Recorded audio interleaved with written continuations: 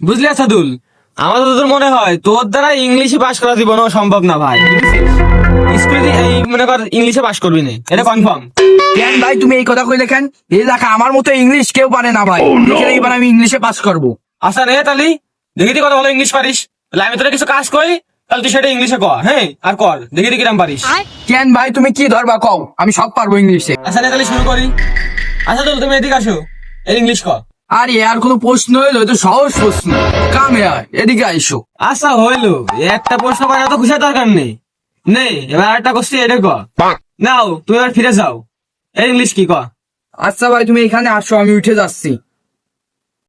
नहीं नहीं नहीं नहीं सारुण के यहाँ कुछ तो गड़बड़ है। আচ্ছা রে আসলাম, এবার কর।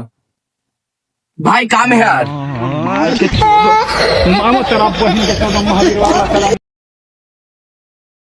एंट्री अच्छी है लेकिन बैठने का तरीका अभी बड़ा कैजुअल है।